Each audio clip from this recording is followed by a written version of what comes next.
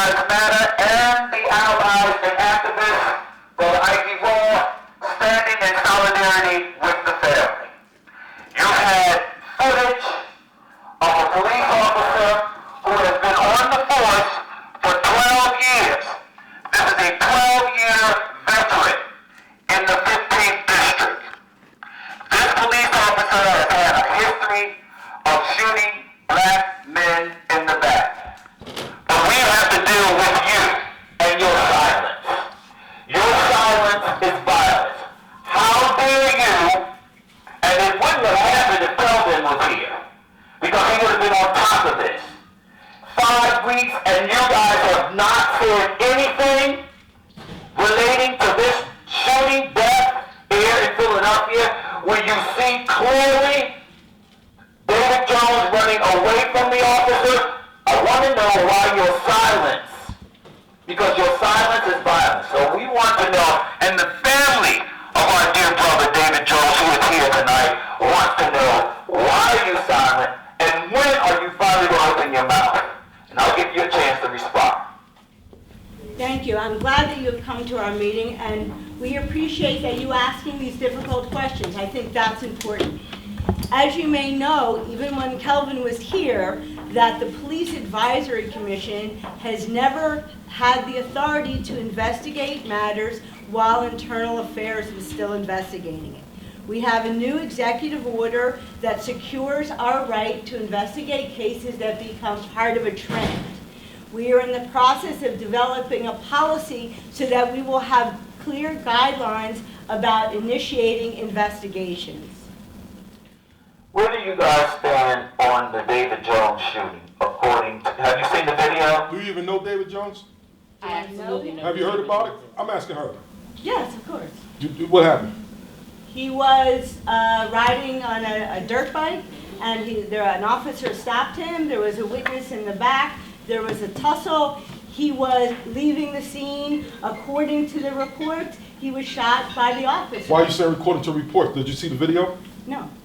You mean to tell me it's been 5 weeks and this video has been not only circulating in mass numbers on social media, but it's constantly in rotation locally in the press, and you have not seen the video? I have not. Wow. Would you like to see the video tonight? I would be happy to see it, but not in this Can setting. anyone bring up the video, please, Yeah, let's show so she it. can You can see see it? it. Matter of fact, can we bring the video so everybody here can see I am it? happy to see it in any other time, but I think that No, we this is a need to good be. time. You don't think this is a good time to I see the think that there video? are also other people that are here this evening. There's nothing for more important other- than this. We're not. nothing more I important even than this. told you we're shutting this There's meeting nothing more down. important than this. Okay, so We please talking about- please tell these ladies from the National Homicide Justice Alliance that their issues aren't important. I'm telling you that there's a black man that was shot in the back by a racist police officer with a history of brutalizing black people. That should be important to everyone in Of this course room, it is. especially people of color. I'm asking. And we're saying 5 weeks and no one. We have to come here and shut this meeting down for you guys to open up your mouth. You're so busy running around worrying about who's legit. You need to be worrying about the family who has reached out to us. Mind you, the NAACP have not said anything regarding this shooting death. Neither has the Action Network, Al Sharpton people, not all the other grassroots organizations that's supposed to be so damn legit. Where are they? Why haven't they spoken with the family? Why is it Black Lives Matter Movement Pennsylvania chapter, along with grassroots allies and this brother Ike, who is prominent in our communities, fighting? Why is it grassroots people speaking? And the fact of the matter that we have to come here and scream to you guys that we matter, that black men matter, that shooting black people is a concern not only to us but to community. And you want to talk about putting us against somebody else that's here in terms of whose issues is more important? The nerve of you. That's what we're talking about. Outrageous. That's fine. So there's a couple conversations that are happening here. And I want us to have a real conversation about these issues. Oh, this is Erica? I'm completely informed on this is her. who David Jones is. I'm completely informed of what happened in that video. I am completely informed of what the investigation is that's happening now. Well, that's and great what because our the role family, is the in family that. hasn't heard Can you explain anything. anything to the family? The Can you tell family has heard something? nothing from the investigation since we met What the the police police commissioner. advisory was briefed last week From who? from the police department. The mother was briefed last week. About what? About the About the investigation? Look at this guy here. Look at this guy. About the contents of the cell phone. Right. Stop keeping about the investigation. See, don't be sir. misleading. I'm here. That's misleading. The family is here. No, let the Why are family you talk. She's going to explain to you. You put it out welcome there, to and come she's up going to explain. and She's say out loud. She doesn't need permission from y'all. She's going to come up. You're a liar. anyway. Same liar from I'm just earlier. trying to understand what was the briefing, because from Yeah. my understanding, she met with FBI to unlock his phone because they were so concerned that while he's running for his life, he took the time out to take his phone out and report, which did not happen. So now that we established that, what the detectives say and what the Driscoll says is, well, we're still investigating, we still have to interview the witnesses. We're still waiting on a report from the medical examiner's office, even though this happened on June the 8th. You're still waiting on a report from the crime scene investigation, even though this happened on June the 8th. We just want answers, because if a cop was shot, it would have been a fast process. This is just as important to us as it is to y'all when y'all lose your people in blue. I understand, and believe me, this is a very important investigation for the administration. Nothing I say is going to be able to convince folks of that, and I understand that. But this is something that we want to make sure gets right. We want to make sure it's done in as timely a manner as possible, and we want to make sure that everybody has answers to what happened here. Well, can I ask a question? The witness who came forward and who was in the back of the car, he's the most crucial witness you have. Mm-hmm. Why is it that when he went to meet with the district attorneys that he had someone accompany him? Because he's fearful, first of all, so he should have the right to have someone with him. Why didn't he get interviewed? Because he had a person with him. So from my understanding, he attended the district attorney's office with someone who is a reporter, and it is not general practice for the district attorney to interview witnesses with someone who is not an attorney present. Is that policy? That is general. Is it kind of policy? You would have to ask the district attorney. So I But was it the is- reporter who was Let's ask there, the so we don't reporter. have to speculate. Okay. Okay. I spoke with Kathleen Martin on several occasions, Tell her by how she phone agreed. and in person. I will talk about the disrespect. I'll talk about all of that. But I want to talk about the facts first, okay? So it was said to me by Kathleen Martin, both in person and on the phone, that and it's very clear that I work in two roles, both as an advocate and as a professional reporter. And at the moment that I was talking with Kathleen Martin, I was speaking with her as his advocate. The witness gave consent, correct? The witness gave consent to allow someone serving as his advocate to join him. That was said and approved by Kathleen Martin and by phone. That was approved by Ray Driscoll, the ADA, who's investigating that. When we got the witness down there on Friday, Ray Driscoll did not meet with him. He was met by Sybil Murphy, who showed me abhorrent disrespect, so much so that she had to call and apologize and ask for a second chance, okay? I asked her for the written policy. Was it written policy that only an attorney can accompany a witness? She said no, it's a general practice. And I said, so you're willing to let the witness to an officer involved shooting leave because of your preference? And she said, yeah. So that's where we are. It's not a policy, so you don't have to speculate on that. It's not a policy, it's a preference. And the witness has a preference, right? So it's not just the government who has the right to be comfortable in this situation, all right? And that's what we're trying to get to. And Chris, actually, I agree with you. The witness has Thank you, rights. Chris, for clarifying that. But I would also encourage, if this is going to delay the investigation in any way, I would encourage the witness to get an attorney and go in and interview with the district attorney with an attorney. It's not policy that he has to do that, and so he doesn't have to jump through Chris, hurdles. what I am saying is just, I would suggest. And I have also suggested he get an attorney. Okay. We're working on that. And But that- if he prefers that he trusts me more than any attorney he could hire, that should not be hindering the investigation. Because let's be correct, it's not the witness who's hindering the investigation. It's Kathleen Martin, Ray Driscoll, and Sybil Murphy who's hindering the investigation. Because he was there willing and willing to be deposed on Friday, and they let him leave. And I can only speak to general investigatory practices, would not. It's not a policy, and that's the only thing that matters. We want to I clarify understand. who he is. It's the witness who was in the car with his two children. Correct me if I'm wrong. Yes. Correct. The police officer who murdered our dear brother was transporting the witness and his children from one department to the other. Standard police policy is when a police officer is escorting a witness from one place from A to B, it's the responsibility of the police officer to make sure that the witness gets from A to B. This police officer stopped to deal with what he called an issue at the time, which is David Jones. David Jones was an issue to him, putting the witnesses in jeopardy, which is not police policy. And I have some police officers who I know personally here.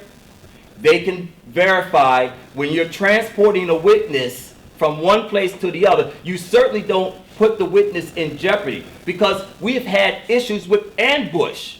It could have been an ambush to harm the witness. So it could have been a setup. You'd never stop. And he chose to stop. Not only did he traumatize the children who were already traumatized, this is why they were on their way to be interviewed and cooperate, but they had to see a shooting from a police officer who 12 years on the force should know better, and who have shot people before. It's also important to mention that there was an officer already, Jones, and drove past. Clearly he must have known that he didn't have enough probable cause to stop and frisk Mr. Jones, so he continued the ride.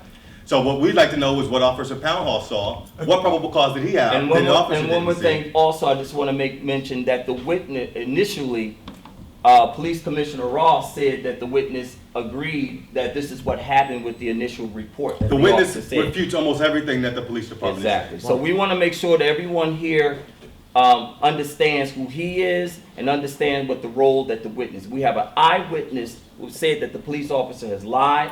We have an eyewitness that said that everything that was on the tape that we all saw, except for the police advisory commission. Mr. Michael DiBerdinis didn't watch it either. And he didn't watch it either. These are key people. These are elected officials. Or appointed who didn't see a murder 5 weeks in. That has got 5 weeks in and has gotten now national attention. So this is why we are here. And I understand there are people here to deal with certain issues. And from my heart, I really want to apologize for that, because I believe that your issues are important. And I believe that whatever we can do after this to assist you with that, especially if you're black and brown, we would like to do that. But this is important. We must call people out when they turn a blind eye and a deaf ear to black and brown suffering. And it doesn't matter if it's a black face in the place, they can be called out too for their silence. We're going to expose. We got stuff, and we're going to put it out. We got stuff with people who have made comments on this panel, and we're going to put it out, because we want to have total transparency of what we're dealing with here. You say you're for the people, you're not for the people, you're for yourselves. You say you're for the family, you're not for the family. How can you be for the family when you don't even want to educate yourself to see on film what happened? How can you have a discussion with us when you refuse to see the video? And you refuse to see the video tonight. We have the video. Again, would y'all like to see the video? I would be happy to see the video after the meeting. I want to give it my full attention. This isn't exactly. Trust me, you can give the full attention right here now. Would anybody like to see the video who haven't seen it? Please raise a keep your hands up so we can see the video. May I say something to you? Sure. Some of us here are traumatized by the loss of our own, and we may not be able to see. My daughter just walked out because she cannot see the video. I know that your issue is very important and you should be heard. Could you tell us, because we would like to support you, could you tell us, instead of us all standing at attention, maybe we can talk to each other. Maybe we can figure out what it is you need, because I know what it's like to not be heard. Yes. And it's the worst feeling on earth. And sister, I want to be heard. believe And you. I had to get to the street with a bullhorn, and this is my sister Roz. And we go to the street with a bullhorn. We each have our own bullhorn. We go to the street because people don't listen to us. They don't hear us. And sister, And I want to hear connect you. with you. And I tell you, you don't have to yell because I hear you. And I know you do, but it's so traumatizing to me, and I'm about to in tears now because I feel your pain. Because my cousin Brandon Tate Brown was also murdered by the officers that are in this district, this 15th district, and we had to get arrested just to get the names of the officer That should have been. that did that. That should have been. It was because of the arrest that certain policies now are in place so the next family, unfortunately, but fortunately, don't have to go through those hurdles. Can we talk about this? But we can talk about this. We will set but- our agenda aside. And I appreciate it. Let's give it do to that. you. But we're going to keep I this can't in look at the check. video. I apologize for saying y'all don't No, let's have that I can't look at conversation the with video family. because, but I will be here present. while Yes. Yeah, we can do that. Yes, absolutely. But I would ask that everyone sit down and let's breathe and let's actually have this meeting and take this to the front of the meeting. I Would see that what be you, and I acceptable? see Would that what be you're saying too, acceptable? sister. But and I want to make sure that the family is with this, because see, down the anger is what I'm saying now. I know. See, when we wanted to talk 5 weeks ago, they did not want to talk to us. See, now we're beyond talking, and I understand your pain, sister. Whatever you need, please hit me up. We will give you the resources. Likewise. Trust and believe. Likewise. We'll give you media resources, because we understand with people of color what we have to go through just to be accepted. My point is the time for talking was 5 weeks ago. But that's all we can do. And now, but they have to be called out. They must be called out. Can I just? They must be called out. Can I say something? Go ahead, sir. I've been involved with that commission and getting that commission together back when Rendell would not give us subpoena power. My wife was a member of that committee. And for a lot of years, we worked hand in glove. I played your role on the outside, and we played the role on the inside. We resolved the Martin de Jesus case. I don't know if you ever heard of that. I've heard of it. Jose de Jesus. Yes. That was us, the National Puerto Rican Alliance and the Police Body Program. It's better to sit down and talk, get a protocol with the commissioners, and arrive at decisions after they're investigated, like he says. I worked corrections for 25 years. We have to have an investigation and let the chips fall where they may. Now, you made your point. I appreciate that because I was you 20 years ago. And I respect that, because But we I think also right work- now, let's move We forward. also, Let's see we how we can also resolve asked, this. because we worked on the Najee Rivera case also. And I don't know if you're familiar with the Najee Rivera case. Yes. I sat with that family. I sat with his mother before he was murdered. I sat with Najee Rivera and his fiancee, thank God for her, who went and searched for the cameras. I sat in the trial with Najee, the Rivera family, his brothers, his cousins. Black Lives Matter was there sitting with them because they were a part of us. I saw the officers smile and smirk at the family. I saw the officers in the back clapping when the officers were found not guilty. Again, this committee was silent. Not one person spoke out about Najee Rivera. And what I'm saying is I see a pattern when it comes to people of color. I see a pattern. When those white members from the LGBTQ community was beaten, every politician in the world was out there standing with them. And rightfully so. No one has a right to be beaten because of their sexual orientation. We stand with our LGBTQ community and our trans community. But because of their complexion, every politician, everyone that they have been affiliated with, spoke.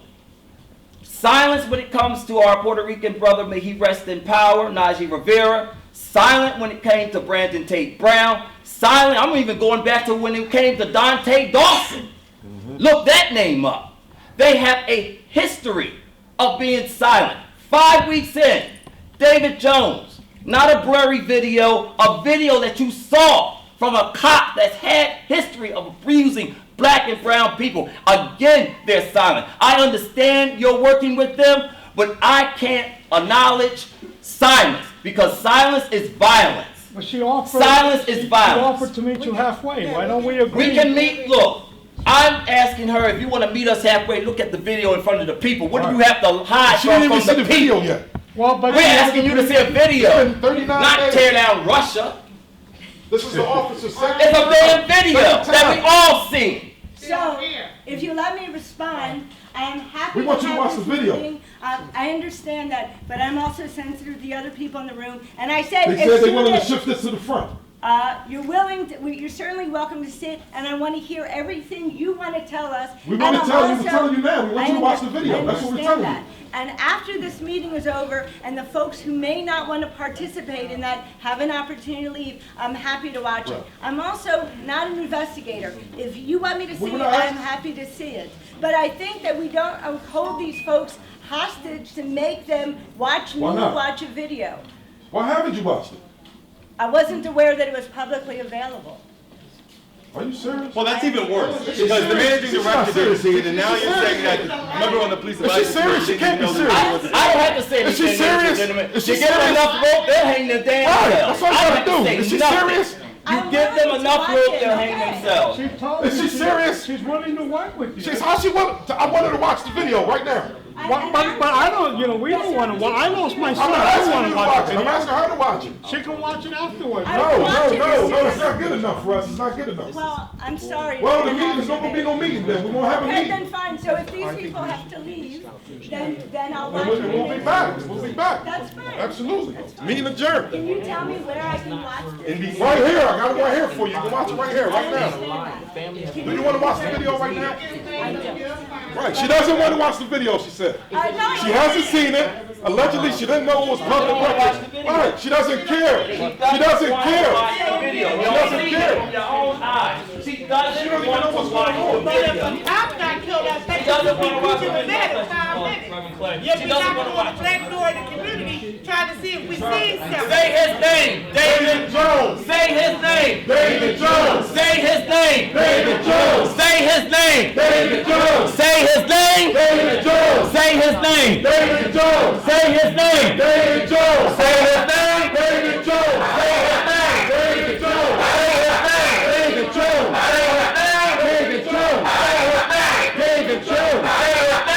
name. David Jones. Say his name. David Jones. Say his name. David Jones. All lives matter. Black lives matter. All lives matter. Black lives matter. All lives matter. Black lives matter.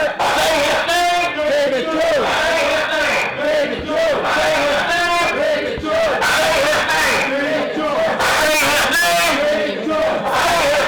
David Jones. Say his name. David Jones. Say his name. David Jones. Say his name. David Jones. 5 weeks they have not said this man's name. His name was David Jones. He was someone in the community that people loved. His family loved him. His fiance loved him. His children loved him. His mother loved him. His brothers and sisters. We loved our brother even if y'all didn't love him. Even if the police did not love him and did not respect him. We've lost a brother.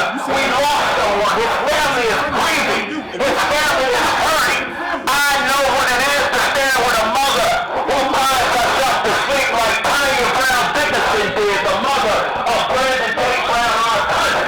I know what it is to have family members so traumatized that they want to commit suicide. I know what it is right now to still feel my cousin's spirit, and I feel the spirit's power. You killed the body, but you were not able to kill his spirit. You were not able to kill the power that's behind that spirit. Everybody wants to talk when we get talked the hell up. Now we're talked out. We gave you 5 damn weeks to talk about it. You did not want to. I don't want to hear nothing. I don't want to hear nothing. Don't talk to me unless you want to arrest me. I don't give a damn because we had 5 weeks of nobody saying nothing. Everyone was afraid to say the name of David Jones. I'm not afraid to say his name. Do you understand? His family is not afraid to say his name. His supporters are not. I'm talking. I don't want to talk right now because the time for talking was 5 weeks ago. That was the time to talk. The time to talk was when we came and asked for a meeting. That was the time to have the fucking music, the damn meeting. I've been turned up in this motherfucker now because see, you're talking like we don't know that we don't have any type of feelings. And I'm telling you that his life matters. You understand? You're not going to keep us silent. We want her to watch the video. We're going to hear from his son. They can just investigate, right? When I talk to you, So you as a fellow black police officer, you know that the police commissioner of the 15th district went on radio and the witness said that he had a taser and tased my father. So you're going to say, and you know what his response was? You don't bring a taser to a gunfight. Last time I checked, the gunfight involves people shooting at each other. So let's take it like this. If my dad did the exact same thing as a police officer and shot that police officer in the back, it would not be all of this. He would be arrested. The investigation would be over. All of this. So what's the holdup? All I hear is excuses and BS. That's all I hear is And excuses. she didn't even watch the video yet. Yeah, you didn't watch the video. I watched. No, I don't care. I really don't care. I watched it multiple times. I had to watch as the news called my dad Okay, let's adjourn it. and known to police. Meeting adjourned. Meeting adjourned. So what's your response to that? Do you not see a pain in all our eyes? My father, the day after my Let the young graduation. man speak. Let him finish. Let him finish. He's gonna finish. This ain't got nothing to do with y'all. This brother is, we've been standing with this kid all Now you 5 wanna talk. weeks. Now you want to talk about let him speak? Yeah, you He's shut been up. You speaking. shut up. I'm sorry. No, keep speaking, Oliver. Keep speaking. We are trying She don't tell to me. be respectful of one another. We are all Then stop. Your place. Your place is not. Your place is not to tell me. Stay away.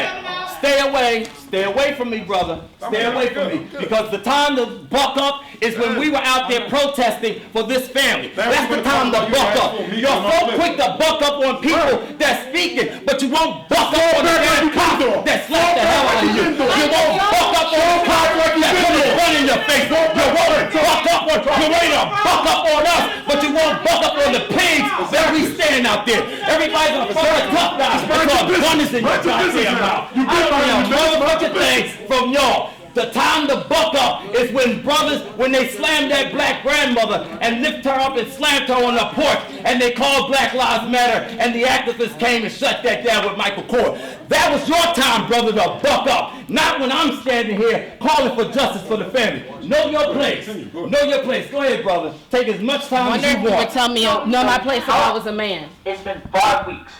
Not a single answer. The most we've gotten called was for a phone. No answers. What can you say about no answers?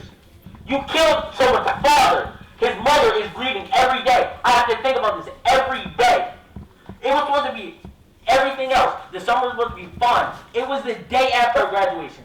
I never thought that would be the last time I saw my father. And no, you don't know the pain. Because you don't have to be a black in America, and if you walk down the street, a police officer stops you, or you're a drug dealer and stop and frisk you. You don't have to deal with that. You don't. None of you do. None of you know the pain of us. You don't know the pain of being scared to leave the house, being scared at protests, and watching you protect Blue Lives Matter.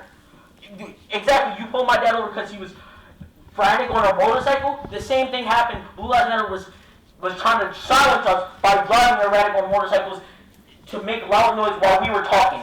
But no one gets pulled over. It only takes a white, if my dad was a white man, this would have been settled, and the police officer was a black cop, this would have been settled a while ago. 5 weeks ago. 5 weeks ago. This man's son. You're gonna look this man's son in the face and tell him you making calls for the city and you haven't even seen the video. You don't even know what happened. You don't even see what happened. You can't even visualize it. But what can you tell his son? I've consistently said that we're going to adjourn the meeting. I'm happy to watch the video, and that I assume you all know what the role of the police advisor is. Can I say something before she adjourns the meeting? You know, and I'm speaking to policy now, and correct me, Reverend Clay, if I'm wrong, or somebody who are more learned than I am.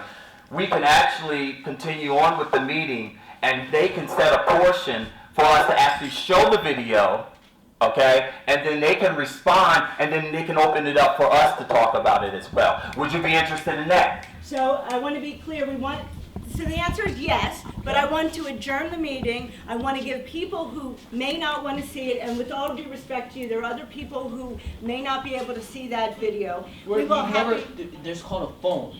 I can show it to you right now. I've seen it multiple No, I times. understand. No, you don't understand. Why do you keep saying who we want to see? We're not showing it around to everybody. We We're can showing it show to it one to you. individual. That's fine. So I'm saying that we're going to adjourn the meeting. Here we go. And here we go with the anti-ID. Now this is what we're talking about, ladies and gentlemen. This is what we're talking about. No one has threatened anybody on here. We just call people out. But when it comes to black people, this is how they show their voice. And I'm trying to explain to y'all, if you don't think that black and brown people are under attack, take a look in the back. Take a look in the back. And take a look at the individuals that smirk and smile when they come to attack us. These are the faces. And I tell you, that because it's the black face behind me, don't mean that they're not aligned with these individuals. Anytime black and brown people stand up for their rights, we have no weapons, we didn't come with no guns, we don't have no taser. The only thing we came with was the truth and the spirit of our ancestors. And they call these pigs to come here and shut us up. But we're not going to shut up. You understand? This is our right to come and talk in this meeting, and you're not going to intimidate us. Now they're leaving. You got to call it out. You cannot be afraid to stand up against anti-blackness when black and brown people are under attack. Bobby, she's gonna watch the video. There's no reason those officers, let me be clear about something. There's no reason those officers, hold on 1 second. There's no reason those officers should have been allowed in here. There was not one fucking crime being committed. No. Because we watch this shit all the time, and I'm going to speak, so please stop telling me to calm down, okay? Do not tell me to, with all due respect, don't tell me to calm down. There's absolutely no reason those officers should have came in here. There's plenty of qualified civil affairs officers who have relationships with these activists. It was unfucking necessary. The more that you continue to do that, and I'm going to tell you the same thing I told the mayor today. You guys are not going to be pleased until there's all-out fucking war in this city. Mark my word. There's nobody scared. Mark my fucking word, okay? You guys keep bringing these cops in here and policing this property over people. It's going to be a fucking war. We have a personal relationship with a lot of the civil affairs people that are here. They have been with us during some really tumultuous times. They don't need your fucking help. Believe it. They know us, we know them. That's how we work together if you really want to work with police in the community. Why would you bring militant people? You've already cleared that spirit. You brought that spirit of anti-blackness right here. And everybody smirked and smiled and said, thank God the policemen are here to get rid of all the angry black people. I'm telling you, know who your enemies are and know who your allies is. That's why I say, all good, you say good cops, bad cops, aces, all anti-police, anti-all that. I have worked with these civil affairs people. And we have been in some real tough spots. And they can tell you. And it hasn't always been nice. But somebody had to bring an olive branch to say, let's be respectful and have a dialogue. That's why we're at this place right now. That's why we're at this place right now. Keep your militant, anti-black police officers on the street kicking black people's ass. That's what they're known for. And any blackface that won't stand up, any police officer that's here protecting this anti-blackness, you're checking. Have a scorecard. These people are not for the people. Because if they were, it would not take this action and 5 weeks of silence for them to open up their damn mouth. Or watch a fucking video. So before y'all go right there, they came down there and tried to beat up the cops and stuff, all the shit that y'all say about me.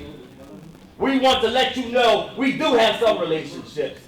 And it's not because we all want to go home and sit down and have dinner together. Okay? But we have to do what's best for the community. When we call for a protest, we want to make sure everybody is safe. And if that means that we got to work with somebody that really wants the peace and have a peaceful protest, we will do that to protect our people. But don't get it twisted. You bring your fucking militant cops in, you already know what we did up in the Northeast when it came to the Philly 10. So don't think we won't put your hands back on y'all motherfuckers if you hear us. Hey, they're looking at the video. And we can stop cursing, please. Yep. I'm an older lady, you know, like I don't do well with cursing. I'm like Philando Castile's mother. Miss Castile's mother said fuck the police, and I agree with her 100%. That's what Philando Castile's mother said. Yeah, So who lost her son. That's what she said, and I'm gonna follow her lead.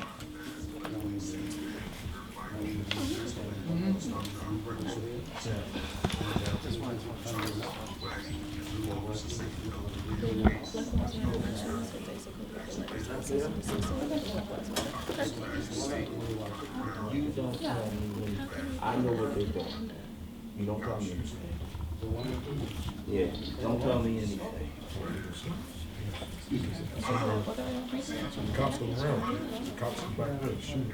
See, he got his hands out. He's like, oh my God, he's trying to run. He's scared. He's scared for his life. You'll see.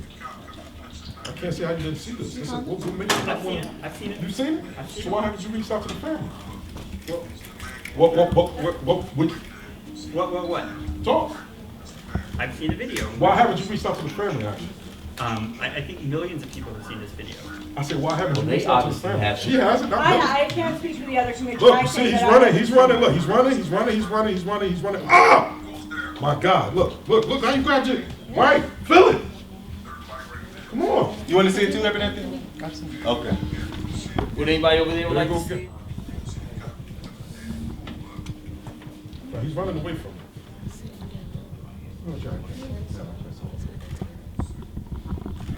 He's running away from me. He's running. Ah! What, come on. Ross, they gave me cause to pause. Really, Ross? Cause to pause? And I met with Police Commissioner Ross. You still on pause? A He week said that out of his after own this, mouth. and he said it Look, he to said it's us in the disturbing. meeting with It's Flood and I. disturbing. We were sitting right there with the police commissioner. Commissioner Ross said, quote, And there he was said- no indication that David Jones made a furtive movement to turn around. Exactly. And that he was Commissioner unarmed when he was Ross killed. said- He got his Quote, hands out. there was That's no what reason Ross to said. believe that he Why was going to shoot turn around and him shoot back? the Why? officer. He was End there. quote. He was sitting right here. I was sitting right here. This is what he said to This me. is cold-blooded This is what murder. he said at the meeting. But we I'm don't not have making your it up. This is what testimony. Commissioner Ross I'm said. glad you come to this meeting, but you're kind of overstating what we have the authority to do. I'm making you aware. I appreciate Whatever authority that. you have, I'm just asking you to use it. Thank you. And I appreciate you bringing this to me, and I'm terribly sorry what happened to your father, and this is a horrifying piece of video. So, Thank you. We have that on record. We have it on record. Yeah, but that's all we want. You see this? This is disgusting. This is the officer's second time shooting a black man in the back. You are aware of this, right? Yes. He did it. He did it in Yes. 2010. yes. Yes. Yes. And he's still working right now. I'm aware of that. Not to mention the complaints that he's had from the citizens of Philadelphia about his abuse also throughout his 12 years on the force. And that's something that's important. This man is a danger not only to black and brown people, but to poor people as well. We have indication that even in Kensington, which is not even in his district, that we just got 2 sex workers who said that he beat them up. The mothers contacted us at Black Lives Matter and said, Mr. Cully, I know we're white, I know my daughter's a sex worker, I know this is not the thing you do. I said, no, we deal with police violence. And if your daughter was abused, it doesn't matter if she was a sex worker or not. It doesn't matter if she was poor or not. She had every right not to be abused and not to be threatened. Okay, if she went to tell someone, if she filed a complaint, this is what's going to happen to her. You understand? So it's more about black and brown people. It's about poor people too, who don't have the resources to have an attorney to fight for them, or even a voice, or even feel like they have a voice. That sex worker had a voice, and I'm glad that her parents, her mother, had the guts and the courage to come to me. And we're going to work on that, and we're going to file that complaint and make sure that her daughter gets the justice that she deserves. We don't care because she was a sex worker, and we don't care if she was white. She was a victim of police violence, and that means we're going to get involved in it and make sure she gets justice. Doesn't matter your And color. we'll bring it to your Doesn't attention matter. too. So the parents, so she can come with her mother, and we'll be there with our attorneys to make sure she files that complaint very soon when they're ready to do it.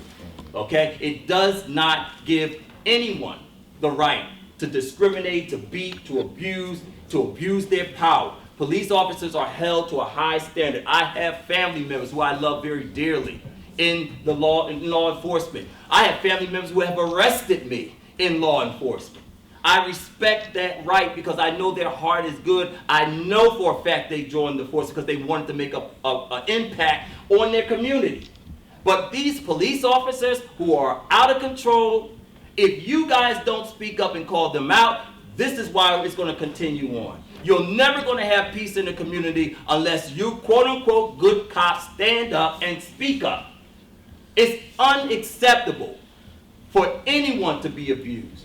And I felt sickened when I spoke to that mother in our office. And she showed me her daughter and how her teeth was knocked out, kicked out by this police officer. Unacceptable. And I don't care what color you are.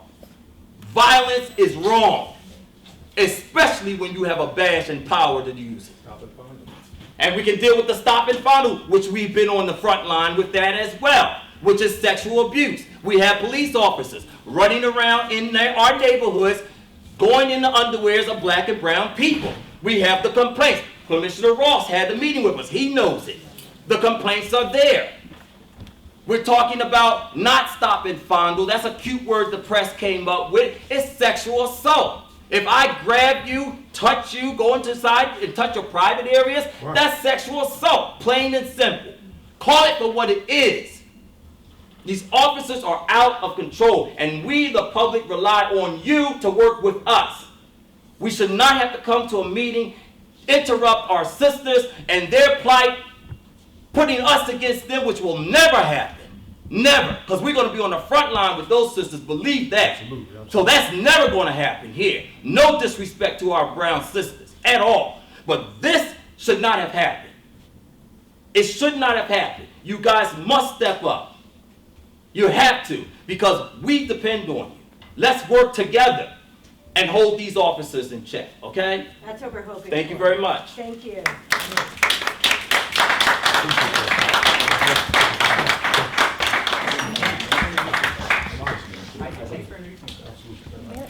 No, not at all.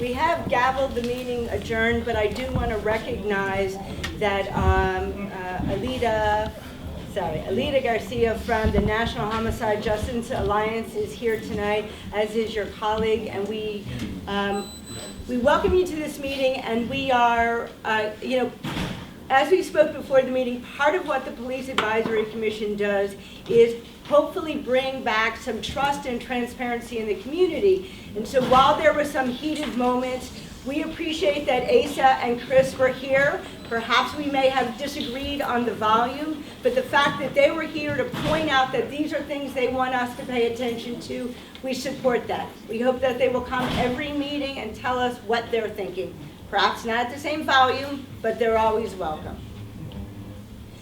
So with that, we do have a slight agenda. I realize that procedurally we have adjourned the meeting, but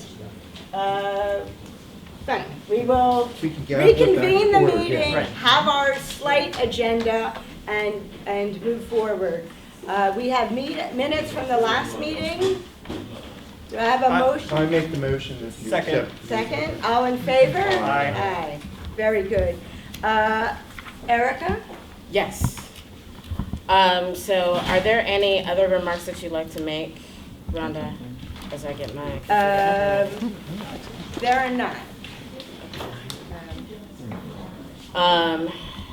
Give me a second, folks. Certainly. You know what, let's get There's something I Erica can mention too, please. if you need a moment, Erica. I just wanted to give an update to the commission, the audience, an issue that we've discussed at previous meetings. Those of you who come to our meetings, I'm sure are familiar with this topic, which was the issue discussed last year about a Pennsylvania Supreme Court case concerning dash cam videos taken by the Pennsylvania State Police elsewhere in central Pennsylvania. And the question before the Supreme Court was whether the public had access to dash cam footage under the state's right to know law. I just wanted to update folks on a couple of events that have happened. On June 20th, the Pennsylvania Supreme Court issued its final decision in that case, Pennsylvania State Police versus Grove, and set forth a multi-factor test of factors to consider under the right to know law for the release of video or audio recordings taken by law enforcement officials, including dash cam or body cam videos. However, just a couple weeks later, on July 7th, in response to that decision, the legislature quickly drafted and passed a statute, which the governor signed on July 7th, which changes the factors for the release of the records under the right to know law, makes it, in general, creates new presumptions against releasing footage of audio or video taken from law enforcement officers, and sets forth a new set of factors and procedures to be considered, as well as retention requirements for videos and audio recordings including a requirement that the police retain any such footage after a timely request is filed and while any lawsuits appealing from a final decision about the release of those records are pending. So I'm happy to discuss further to make these documents available if folks are interested. Thank you. And we can post a copy of that on our website. So did you write a resolution yet about why that's a bad idea and why that lack of transparency is problematic so that you can give some guidance to the managing director and police commissioner to take care of certain actions and recommend general reforms? So there is actually some, I'm glad you mentioned that, because there is a provision in the new statute that envisions that in, let me give you the exact language, because I don't want to misstate this, but there's a provision in the new statute that indicates that a law enforcement agency may enter into a memorandum of understanding with the Attorney General or the District Attorney with jurisdiction to essentially give the District Attorney's office in that county or the Attorney General's office a role in deciding whether or not to make videos public. This law will take effect in the fall. It's not yet taken effect. And as folks are aware, Philadelphia doesn't currently have a permanent district attorney. But one thing that I think that this commission will consider and would like to hear public input on is once this law is in effect and once there's a district attorney in place in Philadelphia, how Philadelphia might avail itself of this new option that will take effect later in the year. If I'm not mistaken, particularly for Philadelphia, the discretion will be upon the DA and that it could go to the Court of Common Pleas. Is that correct? Yes, but that will require the police department also to opt into that part of the statute. So from your perspective as a police advisory commission, you want to bridge a relationship between the community and the law enforcement. With that level of lack of transparency, do you see where she said it's highly problematic? We're here in this room, but the typical person who's out and about minding their business, cooking dinner, tending to their family, they have no clue of this new piece of legislation that has been passed. They are totally clueless, right? How do you intend to build a relationship between the community and law enforcement when you have our own legislators fighting to release footage? We are glad that there is a new executive order in place that will replenish, as you can see, our depleted commission. There will, within the near future, and I'm sure Eric Atwood, a number of steps that have been in the works that are going to make the Police Advisory Commission even more accessible. That will include a new permanent executive director, I hope in the not too distant future, a full complement of commissioners sitting on this panel, as well as new office space that's going to be more accessible, a new website that's going to make the organization, information about our organization more easily obtained by any Philadelphian. And so there are a lot of steps in process because that's something that we're very concerned about and that at previous meetings, I don't know if you've come to any previous meetings, but we've been discussing these issues a lot, and I hope are building toward, achieving those aims. We're hoping by the end of the summer to be fully staffed with commissioners and with the new executive director. And we see our role as being a definitive source of reliable information from the community in as well as initiating investigations when appropriate, and we're working on that policy. I mean, we have the same goal. We understand the same thing, that this doesn't work unless it's transparent. We understand that, and we're committed to it, and we want to, as I, saying with regard to us and Chris, we want to keep inviting people back to give us input, because we need to hear from the community. So back to the transparency from the police department, not really from this commission. Do you plan to write a recommendation, and why does it matter who the DA is, and when is your recommendation going to be submitted? Oh, so the decision is relatively new. We are hoping to get a full commission so that it is not the four of us, right? If a resolution from the Police Advisory Commission, it should be the full complement of commissioners. There has been, for those of us who have been watching the Police Advisory closely, there has been a personnel transition for some period of time. We are finally on the brink of being fully staffed and a full complement of commissioners. And we want a voice that speaks from all of the commissioners, not just those of us sitting at the table. So if we're successful to have that full complement by the end of the summer, we will be in line to have that done by the time the new district attorney comes into office or is elected. Other questions on Ben's report? Erica, are you ready now? Yeah, I'm good to go. And so just to Melissa and Marnie, to comment on the commission piece of it, it's we are, like you see, we're not even at quorum. So by the end of the summer, we will be at quorum with the full complement of 13 commissioners. We will have what we need to be able to have a diverse commission. A commission diverse not only of race, of experience, but of neighborhoods. We in experience and age. So that is our goal. That is what we're working towards. We are interviewing a number of people across many sectors of the city that have a interest and can provide a some strong input into where the commission needs to go and versus where we've been.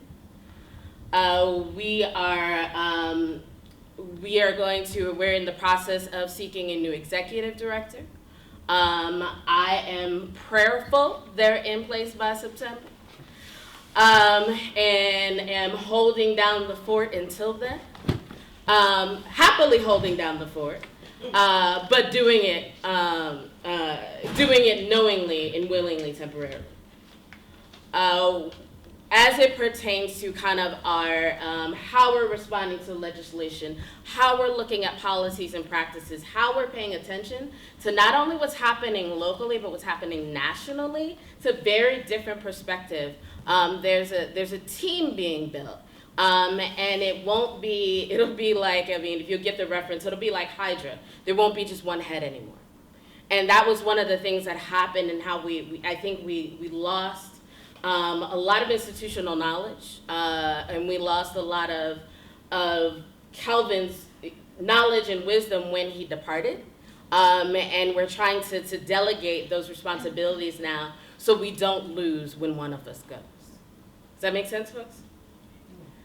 And so I want to tell you, kind of get into the nitty gritty, into the meeting, the meeting meat. As Ben mentioned, we are, and I'll get to that, but just so you have an idea of what happens on a day-to-day in our office, we currently have 80 open complaints from January to now. To date, we have closed nine cases. Last month, you see, we've accepted 34 for audit. That means we have everything we need to review, to do our own investigation if need be, and to monitor police behavior, not only what happened with the case itself, but how they investigated the case. We have not accepted any, as to date, as of July 7th, we haven't accepted any for audit for this month. That is because we put in a request to Internal Affairs for all the information from the files, and we're waiting for that information. Once we get that, we'll be able to, and that's 61 of the 80 cases, once we get that information, we'll be able to go into a full audit of the other complaints that exist. Talked about a team. I'm building a team. What I've said in our interviews for the new executive director is that I'm simply building a foundation. And you can come build the dream home for this work, because this is work, and this is passion-driven work. And so we previously had zero to no social media presence until I've hired Marcel Bassett, our public affairs specialist here. You can see his level of experience. He's worked with the city before. He's a veteran. And so he has a understanding of not only hierarchy in law enforcement, but understands community because he's worked with the Planning Commission, he's worked with the prior mayor's office, and has been doing social media and communications for over a decade. I hired a chief of staff and someone who has 20 years of investigative experience. Anthony, can you stand up? And so Anthony will be joining our team on Monday. He will be coming in as our chief of staff and chief investigator. He will begin to modernize how we handle investigations and bring his experience from the IG's office into our office. He has worked in probation and parole. And he has worked in the IG's office since 2007?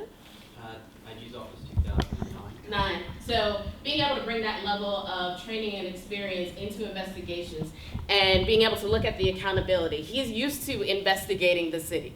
And so that's not going to be new for him. And it's not going to be a level of discomfort for him. But he also has an ability to communicate and engage with community in a way that I think is extremely special. Our move. If you know where our office is, you know we are in the middle of nowhere. We are at 10th and Spring Garden. We are not easily accessible via public transportation. It is a hike. There is kind of sort of parking. We are moving to 718 Arch Street, which is right across the street from the African American Museum. It is right around the corner from the L. It is right down the street from the Broad and Ridge stop on the sub. It is a stone throws away from the Roundhouse, so they are going to be really annoyed with us. And so we have that ability to be much more accessible, much more community friendly. Right now we are housed also in building with other city departments, including some police department divisions. That sometimes makes folks uncomfortable. And we want to make sure that we provide a community open and a community favored space as we go into kind of this next phase and this point of growth for the Police Advisory Commission. Community events, what have we been doing? We, on April 8th, I sat in on a panel on a one-man show called The Bitter Game. It was a panel on policing and excessive force. And it was at the Painted Bride Center, and it was myself and a couple of young people and I'm trying to remember who else was on the panel, you have to forgive me. Mike O'Brien from Village of Arts and Humanity, Malcolm Kenyatta, who is a politician and Politico and activist, and we talked a lot about what our experiences are as young people and or people of color, how we play the inside-outside game sometimes. On May 8th, we were at Concilio. We had a demonstration about body-worn cameras. The pilot for body-worn cameras is now in the 22nd district. It's moving to the 24th and potentially the 25th police district. So we want to be more proactive about how we're talking about body-worn cameras and educating community on what their rights are as it pertains to body-worn cameras, so we're not caught off guard. And on June 15th, I went to the Fill the Stairs rally for family of victims of homicide at the Art Museum, and Aleda and team were there with a number of other families who have been trapped in this cycle of violence, be it community violence or state violence. And so what you'll see, what we'll pass out, we have our first annual report since 2014. It is a close to 50-page report of what we've been doing, how we've been doing it, and some comments on the cases that we have. You're all welcome to one before you leave today.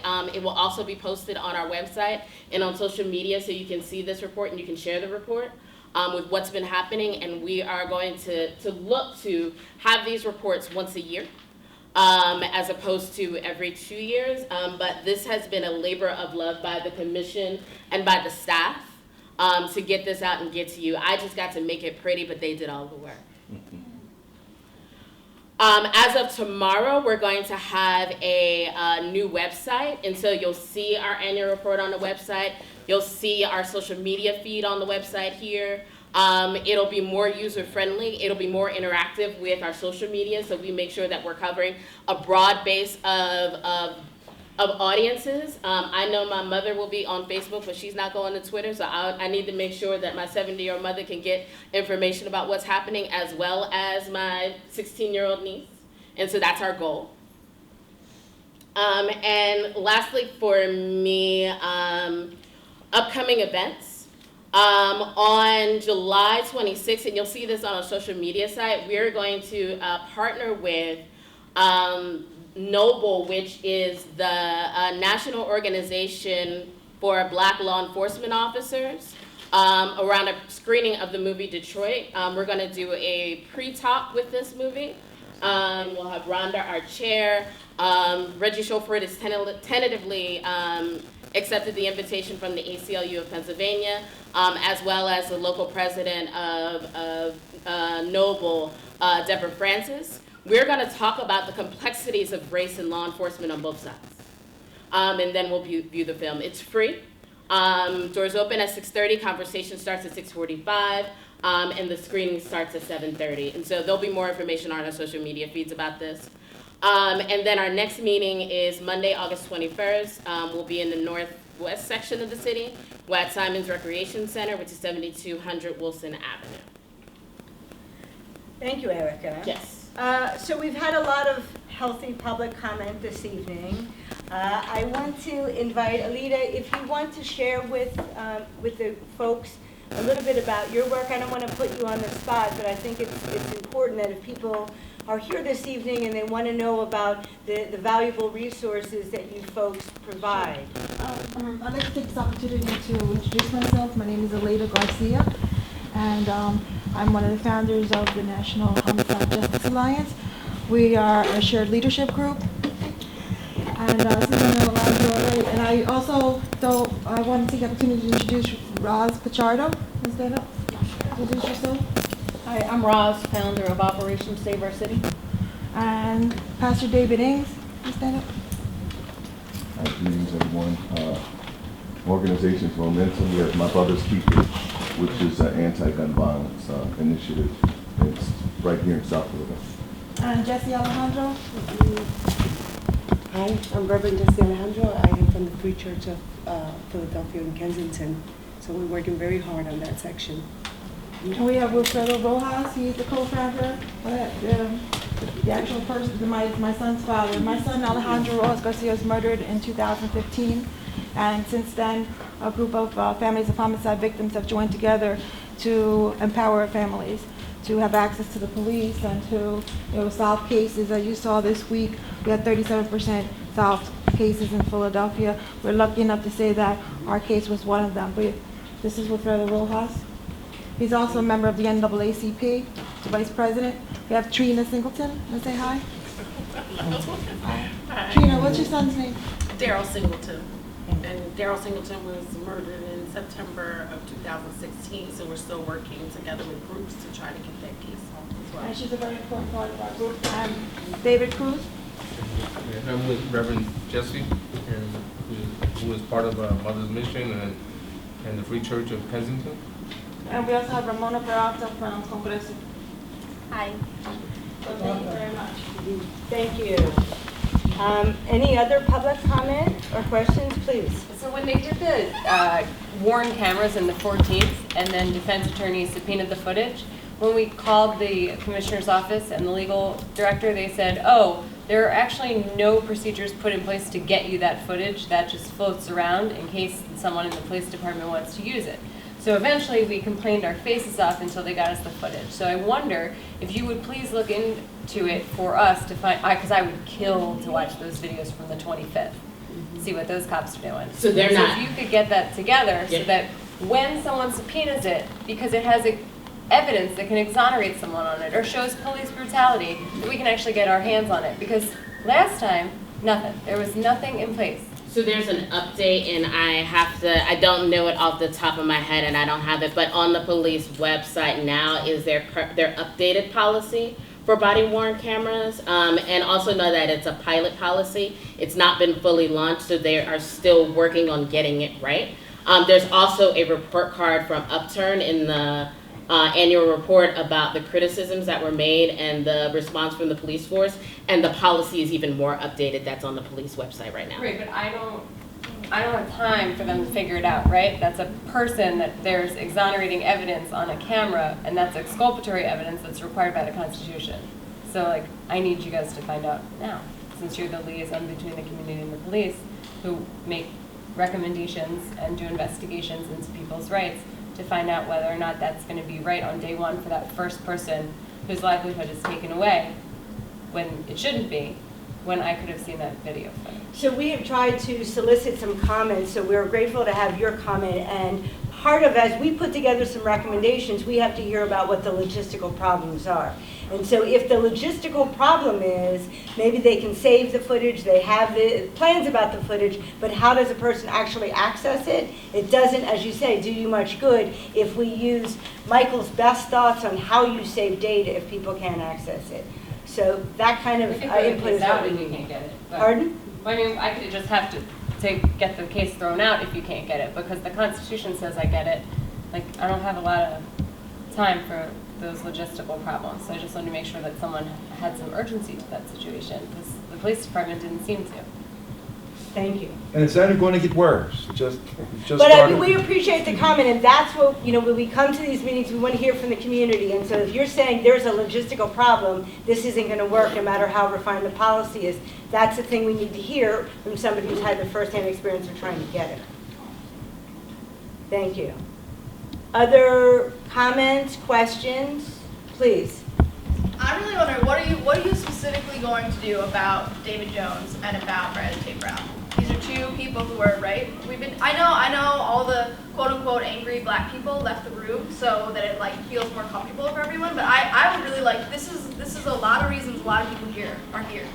So what is the steps to make that? Because they kill people. Fine, right? I take issue with the premise that we're comfortable that the angry black people have left. They had a right to be here and to bring these issues to our attention, and I'm grateful they did. And my only comment about the volume is that it made conversation a bit strained. But I'm no more or less comfortable than they're not here. With regard to the current investigation, the Police Advisory Commission, I wish that we had the authority that there seems to be a belief that we have. We don't have that reign of authority. We can look at information once internal affairs is done. We are in the process, based on our newly granted authority from the city's executive order, to have a process so that we can institute investigations, so that when you or anyone else comes and says, what are you doing, we have a process that we can look into that. Can you not make recommendations to the mayor about certain cases? Is that not true? It is true we can make recommendations, but we would like them to be informed recommendations. And we don't have access to any of the information from internal affairs now. But I don't really understand. It seems like you're continuously seeking more information. But that video and so many other videos clearly shows police killing black people often in the back, often running away. So I don't understand. I'm a student. I'm not, I haven't gone to grad school or anything like that. But I don't understand. I can see it. I mean, I don't know what you're missing here. Like what information you're missing, because I feel like you're seeking information that's not vital to whether or not these people need justice. Is that not clear from these videos? To do an investigation, we need to be able to speak to witnesses.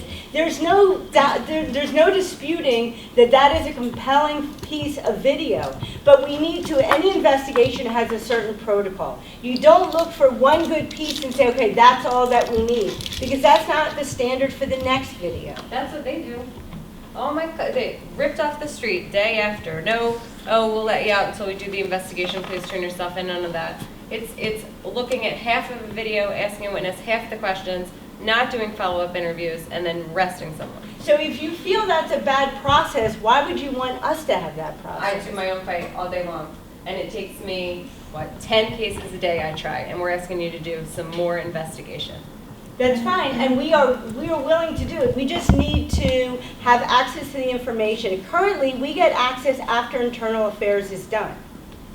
Well, why don't you demand that they That speed could up be your their next process? recommendation. I mean, we don't even know what's happening to them. Why don't you ask the investigators to speed up that process? You keep saying we're waiting. If you're so urgent, literally, if you're so urgent to get justice for these people who were killed, murdered, right? What are we waiting for? I think that the idea that the Police Advisory Commission is going to solve any of these homicides or generate justice, we're not that entity. We understand your urgency, but we aren't that entity. We're the entity that looks at trends, that make recommendations. We are not the entity that can punish police. We're not that group. Please. A couple of questions. One, you guys make recommendations to who And how seriously are your recommendations taken? That's one question. Who are you making your recommendations to? And how serious are they actually taking your recommendations? So I can tell you in recent past, we made recommendations with regard to the Niger Morris case because we saw a disturbing trend in police behavior in terms of how cell phones were used, how emergency calls were stopped, how those calls were redirected. So we made recommendations on that case with an eye towards changing police policy. Who were they made to? I'm sorry, they were made to the police department, they were made to Commissioner Ramsey, and those changes were adopted. Okay, so next question. Considering the fact that we have an incoming district attorney, and hopefully Larry Krasner will be that person, knowing his history, knowing that he has no bones about going after corrupt, dirty cops, what kind of relationship do you see having moving forward? What kind of relationship would you like the Police Advisory Commission to have with the incoming DA to, one, bring justice to families? Because I'm gonna be honest with you, as a mother of 3 black sons, each and every day, I am actually fearful. Like, there was a time in my life that I wasn't fearful, but I'm actually fearful now because I feel like we have cops that say, let me get my first kill. I feel like we have citizens who have always wanted to kill, who are taking a chance like, look, nobody else is getting prosecuted. Let me find somebody to shoot and kill. I feel like we're living in a bloodthirsty society, and I feel like no one is taking a stand saying enough is enough. Nationwide, with all the murders of all the black people, how many cops have been prosecuted? What has to happen? Does a cop have to walk up to a person, put a gun in their mouth, and pull it for someone to say, that's not right? I mean, you know, like I know, you see black people shot down day after day after day, and no police officers are getting prosecuted. As she said, these are human lives. Mothers, fathers, brothers, sisters, families are hurting. And God knows, I don't know that I can be a civil person. I don't know that I can calm myself and seek justice. You understand? I'm a very civil individual. I think I am, but I don't know that I can just let it ride if a police officer kills my son. I don't know that I have it in me. So what I'm saying is to prevent some mother or father from going completely rogue and going off the deep end, when are American citizens going to get justice? Black people are not animals, we're people, and we're being killed by the boatload. So I'm gonna take this. And so, Melissa, what I will say, and you know me, and you know the work that I've done over the years. What we're trying to do here, you have folks that'll walk into a wall the same way every time. The definition of insanity and expect a different result. We are trying to remove the wall with how we look at practices, how we look at policies. We cannot change, we cannot force, at this body alone, cannot force indictment. This body alone cannot force a jury to convict. This body alone cannot do anything about the arbitration system. But what we can do is look at what happens before they pull the trigger. What we can do is look at who gets put in the car. What we can do is look at how you're trained before you get on the street. So that is what we do have the power to do, and that is why we're trying to get our act right so we can do that. Because we want to do the preventative measures so we're not screaming, so we don't have to be having another hashtag. That's the shit we don't want. I don't want. But what I do want is for to know that if there is excessive use of force, if there is an unlawful search and seizure, then there is a policy put in place to really handle that person that makes it so nobody dies. That's what we're supposed to do. And I want to say, you asked about, if I may. The relationship with you and the DA. Yes, so we are, as you can imagine, we're a nonpartisan body. We are eager to see a district attorney who comes to that job and says that he or she is prepared to clear out bad cops, prepared to clear out DAs who don't want to do their jobs, who's prepared to get tough.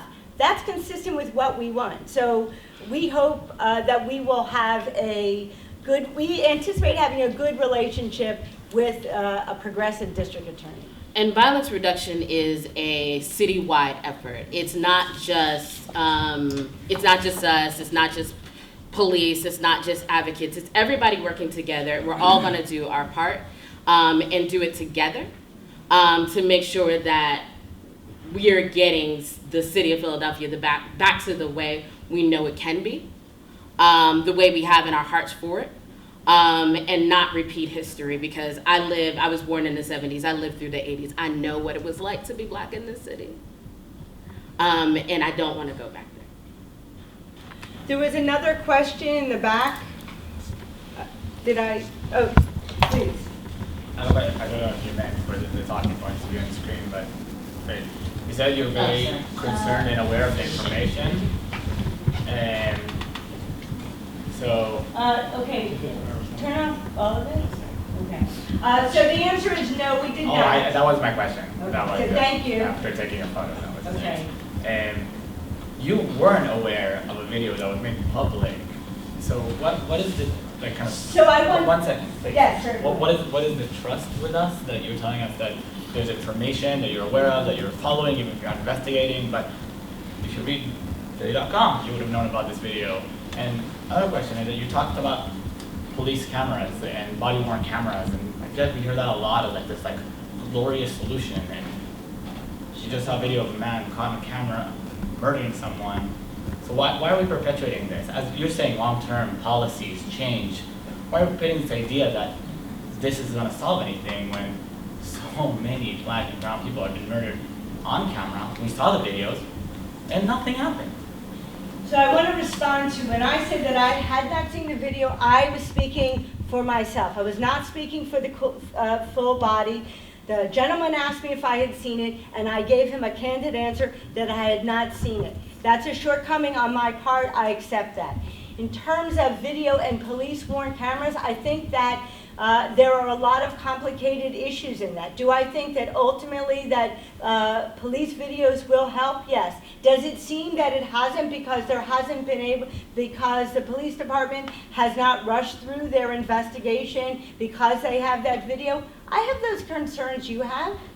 I mean, you think that we have this kind of immediate access, we can call Commissioner Ross and say, okay, well, like, we want you to wrap this up at this time. I would like us to have that authority, we don't. And so I encourage you to look at, our history and what we have the authority to do. And I think my colleague who had seen the video and was more aware of it wanted to respond. Sure, yeah. So I think you already made the point, Rhonda, but that I've seen the video. I've followed the news accounts of this. I think we've all followed the accounts of this, and not only this, but other incidents that have happened in Philadelphia, other incidents that have happened around the country, it is something we're all very aware of. We're also very aware of our limitations under the law, under the authority that we have as a body, and we want to maximize our effectiveness at using the tools, the scant tools that we have at our disposal. I wish that we had the ability to accelerate things. I wish that we had the ability to not just make recommendations, but we play the cards that we're dealt, and we certainly are very cognizant of the concerning information that's come out from a number of incidents, and the importance of it is far from lost on any of us. And I want to add just to put this in context, there was some allegation that we're doing this activity for us. We're all volunteers with day jobs. We try to play some role in civic engagement because we think it's vitally important. And if that means that we are on the I mean, so what if the recommendation doesn't get followed? Write it up. Yeah. Write it up like an op-ed that gets an automatic audience. Do a press conference. Tell them how you feel. It's a statement. Like, talk about what the police need to do differently in your eyes. But, I mean, I think I single-handedly have more oversight over the police department yelling at them all day long than I see in this commission. And say something. I don't care if it looks like an op-ed and only the people that read it. Just do it. Also, Do it because it's the right thing to do. Also, Yeah. come to I these, get like, it. come to the protest. Like, there is a lot. Like, it's not. You paint this movement as like super violent or things like that. Like, there's a lot of protests. There's been protests for justice for DJ. You look it on Facebook. Like, very accessible platform. I'm just saying. And there's been a protest like almost every 2 days in the last 2 weeks for justice for DJ. I've been in a lot of them. That's the only reason I know these people. Why haven't you been there? You're talking about asking, you said before though, you've all said before that you're quote unquote like getting an activist on your team. Activists show up, activists march, activists go and meet with with people who are in the streets. You're not in the streets. That's like a super important part. It's not so violent there. You know, it's violent. It's violent when there's cops who have guns going around killing people. That's far more violent than this. Like, why aren't you talking to these leaders? All of these organizations, Power, Black and Brown Workers Collective, Philadelphia Coalition for Real Justice, Black Lives Matter. Have you met with any of these people? Yes. Who have you met with? Black Lives Matter. And? I've met with the folks that are here. I know the folks at Power. And have you heard them out? Have you Absolutely. What has been okay? So what can you? I've regularly attended Black Lives Matter Philadelphia meetings. And what are some of the things that you like going forward, listening to them if you have? What are some of the things that you've heard from these different groups? It's not even even prior to my appointment, I've been active in the community. So this is kind of. And maybe we should, I'm willing to take this conversation, have a broader and longer conversation with you. But I've been, I'm speaking for Erica right now, not for the commission, I'm speaking for Erica. I've been in planning meetings, I've been in organizing meetings, I've talked to folks, I've talked to people who have lost people, I've lost people. So there's not a separation between my job and my purpose. And so I don't wanna get into this, what are you doing, what you aren't doing, because it has something to do with my job. It has something to do with who I am and how I show up from my perspective. I want to be mindful of the time and mindful of the library. So we have until 8 o'clock in this room, and I want to give a gentleman have an opportunity. I just want to say this, not all cops are bad, and I'm going to put that right out there. Now, we can't paint all the police with the same brush. And one thing we did, when I moved out to Gloucester County, the prosecutor, right after Ferguson, called us in and said, what can we do to prevent a Ferguson in our town? So we can do, first of all, opportunities. We have to offer opportunity to young African American and Latino men in the police department. How we recruit them is going out and getting them to come and work there, and they know the neighborhoods because many of them come from the neighborhoods. Number two, the FOP, we got the PBA involved at the table. So the PBA was sitting at the table with us, with the diversity committee, and their concerns came at the table. Their perspectives were different, but we didn't become loggerheads. We try to resolve it among all of us. And I think we did a good job. We got cameras over there, no cash bail. I mean, there's a lot of initiatives that we're doing together with the police, and we have people that we appointed to the diversity board who have a constituency in the community. So when they speak, people follow it. So you have constituencies, we have churches involved, we have the NAACP, which I'm a member of, we're involved. So there's a constituency of people who listen to these respected leaders. And the PBA comes to every regular meeting. We don't always agree, and the conversations get heated. But at the end of the day, guess what? It's about what we're doing collectively for the citizens out there, because that's our prime responsibility, citizens of the city. It's not my job or your job, your perspective, my perspective. It's all of our perspectives.